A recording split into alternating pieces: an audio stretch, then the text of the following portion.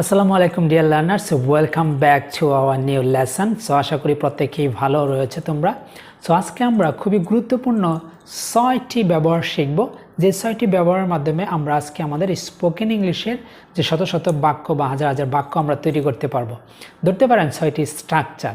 So এই 6টি structure ব্যবহার করে প্রত্যেকটি স্ট্রাকচার দিয়ে কীভাবে আমরা একাধিক বাক্য তৈরি করতে পারি সেটা শিখব আজকের এই লেসন থেকে। সো প্রথম যে ব্যবহারটি রয়েছে সেটা হচ্ছে it can be. So it can be এটা আমরা ব্যবহার করব যখন এরকম বাংলা কোনো অর্থ বোঝাবে যে এটি করা যেতে পারে। সো কোনো একটা জিনিস এটা করা যেতে পারে, ওইটা করা যেতে পারে, সেক্ষেত্রে আমরা ব্যবহার করব ইট ক্যান বি। সো এটির স্ট্রাকচারটা হচ্ছে প্রথমে আমরা ইট ব্যবহার করব, তারপরে ক্যান বি ব্যবহার করব। এই বিয়ের পরে আমরা একটি ভার্ব থার্ড ফর্ম ইউজ করবো, ঠিক আছে? ভার্বের পাস্ট পার্টিসিপল ফর্ম ইউজ করবো, তারপর অতিরিক্ত কথা যদি লাগে তাহলে আমরা বলবো। So let's see some example. Suppose আমি যদি বলতে চাই যে এটি করা যেতে পারে, তাহলে আমি বলতে পারি it can be done. So do মানে করা, ক্যান বি বলেছে এই জন্য ডান বলতে হবে, হ্যাঁ, V3 ফর্ম বলতে হবে। So it can be done, এটি করা যেতে পারে। এখন যদি বলি যে এটা কেনা যেতে পারে, তাহলে আমরা বলতে পারি ইট ক্যান বি বট, এটি কেনা যেতে পারে। সো আমরা যদি বলি যে এটা জানানো যেতে পারে, তাহলে এটাকে কীভাবে বলতে পারি? So it can be inform, এটি জানানো যেতে পারে। সো আরও কিন্তু আমরা অনেক কথা বলতে পারি, যে সাপোজ এই ধরনের যদি কথা বলতে চাই যে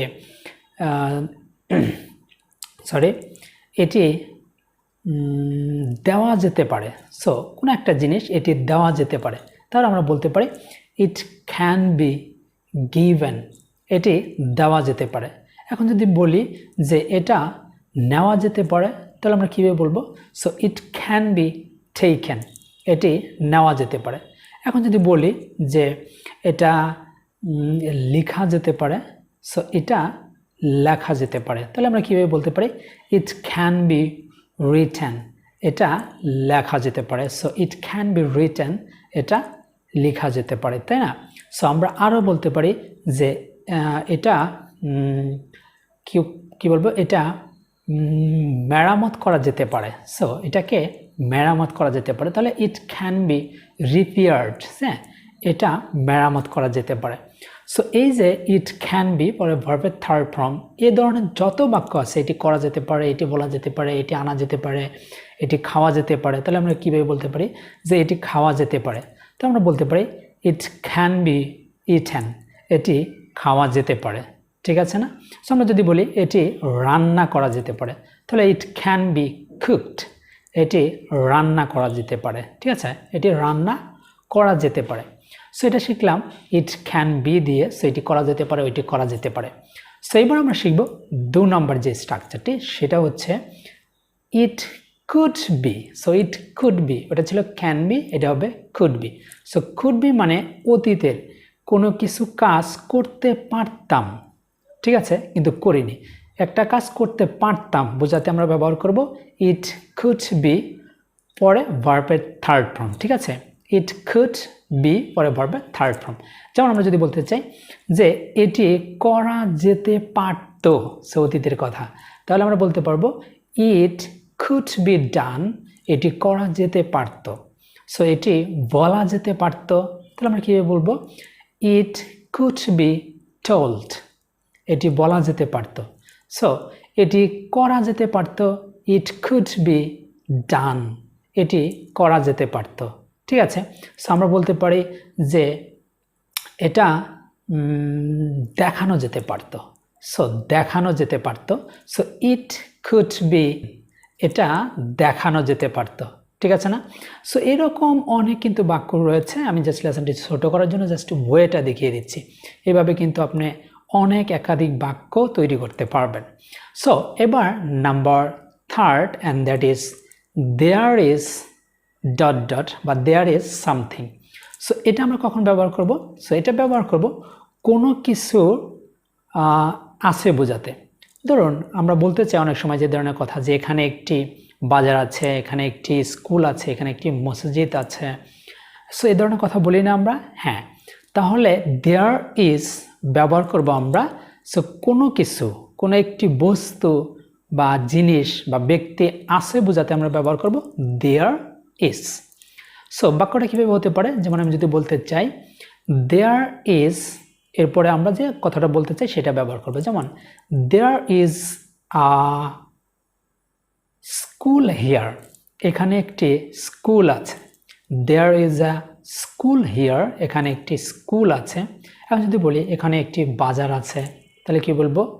দেয়ার ইজ আ মার্কেট হিয়ার, এখানে একটি বাজার আছে।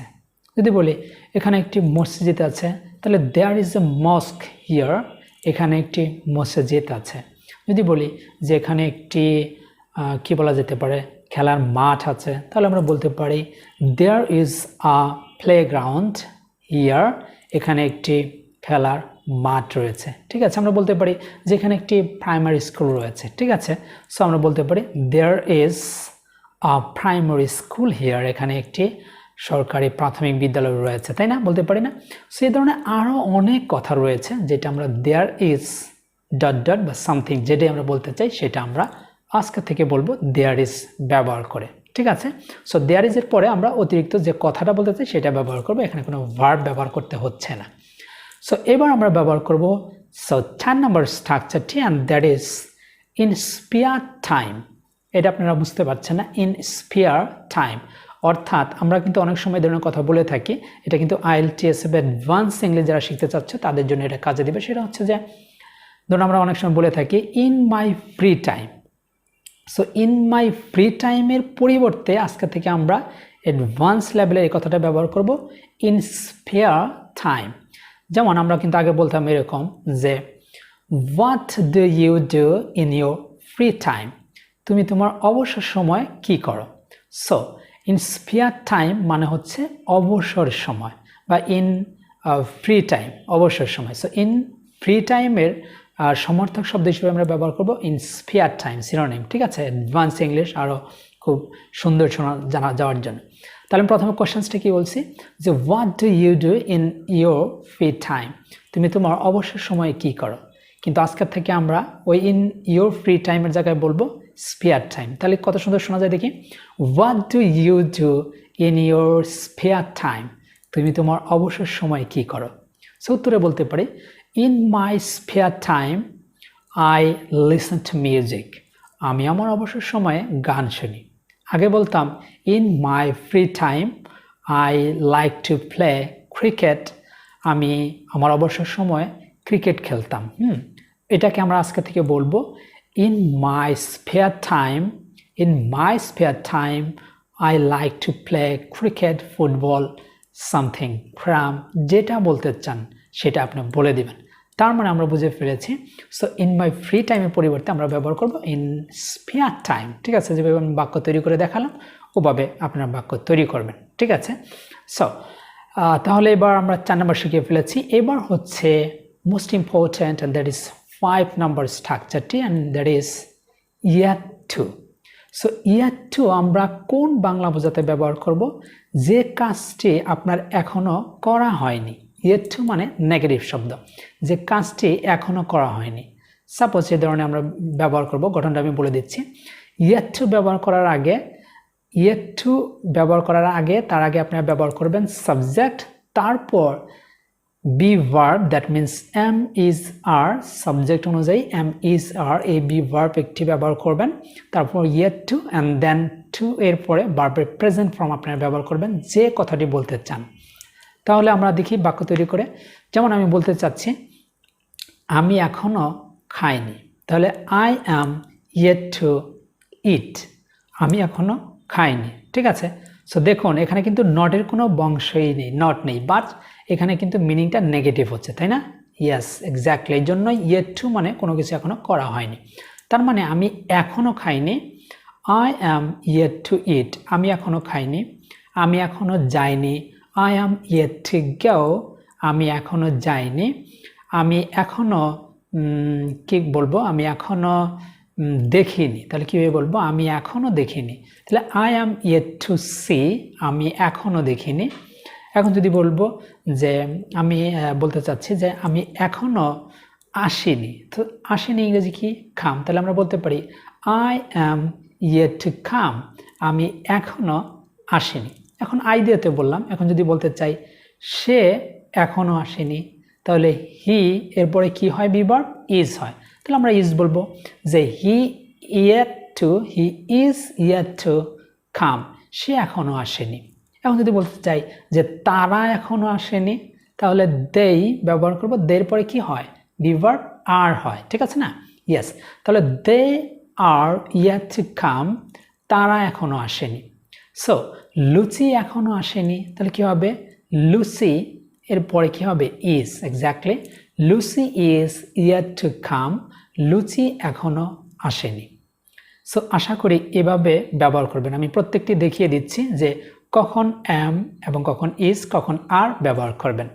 সো অ্যান্ড আজকের last number, and there is 6 number যে স্ট্রাকচার, যেটা থেকে আমরা অনেক বাক্য তৈরি করতে পারি, মোস্ট ইম্পর্ট্যান্ট কিছু বাক্য, সেটা হচ্ছে মাস্ট হ্যাভ টু।